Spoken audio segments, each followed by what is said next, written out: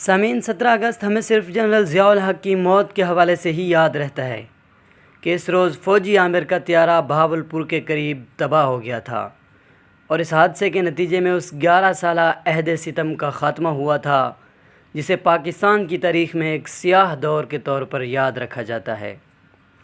بہت کم لوگوں کو یاد ہے کہ 17 اگست صرف جنرل ضیاء الحق کی آمریت کے خاتمے کا دن نہیں ہے، یہ ایک اور فوجی عامر کے اقتدار کا بھی آخری روز ہے، اور اس عامر کا نام جنرل پرویز مشرف ہے۔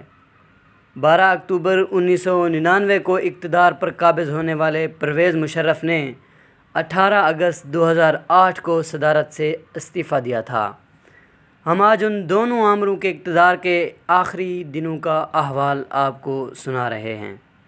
11 اگست 1998 کی صبح میں والٹن، لاہور کے ایک چھوٹے سے مکان میں اپنے دوست، کہانی نویس اور امروز کے کالم نگار طفیل ابن گل کے ساتھ بیٹھا تھا۔ جنرل ضیاء الحق کے جبر کے اس دور میں جشن آزادی کو ایک نیا رنگ دیا گیا تھا، ایک ایسے دور میں جب ہم لہک لہک کر نعرے لگاتے تھے، پاکستان کا مطلب کیا، پھانسی، کوڑے، ماشاء اللہ۔ اس دور میں جنرل ضیاء نے ہم غلاموں کو آزادی کا احساس دلانے کے لیے اعلان کیا تھا کہ 14 اگست غیر معمولی جوش و جذبے کے ساتھ منایا جائے گا۔ صبح سائرن بجے گا اور 1 منٹ کے لیے ٹریفک رک جائے گی اور بھرپور قوم یک زبان ہو کر قومی ترانہ گائے گی۔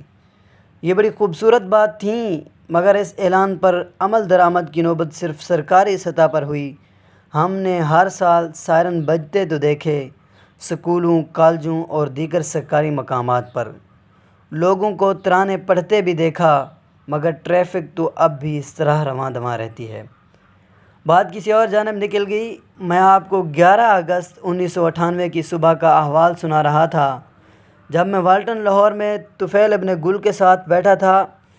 مجھے یاد ہے کہ اس رات ہم دونوں بہت دیر تک لاہور کی ایک ویران سڑک پر بیٹھے رہے۔ ہم نے دنیا جہان کی باتیں کی تھیں اور بے تحاشا سگریٹ پھونکے۔ اس آوارگی کے بعد ہم صبح 4-5 بجے کے قریب گھر آ کر سو گئے۔ تاخیر سے سونے کے باوجود ہم نے صبح سویرے اٹھ کر ٹی وی آن کر لیا تھا۔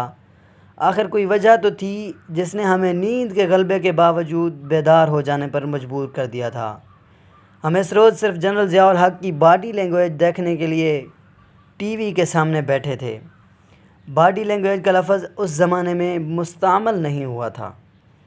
جنرل ضیاء ان دنوں جنیجو کی حکومت برطرفی کر کے نئے الیکشن کرانے چاہ رہے تھے۔ کوئی 1.5 ماہ قبل جون کی 25 تاریخ کو انہوں نے ٹی وی پر قوم سے خطاب کیا تھا، اور خطاب کے دوران وہ زاروں قطار روتے رہے تھے۔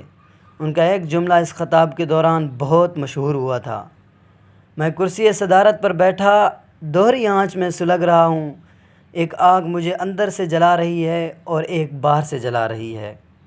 جنرل ضیاء جنیجو حکومت کو ختم کرنے کے بعد الیکشن کا اعلان تو کر چکے تھے، مگر شریف الدین پیرزادہ کے ساتھ ان کی مسلسل ملاقاتیں بھی جاری تھیں۔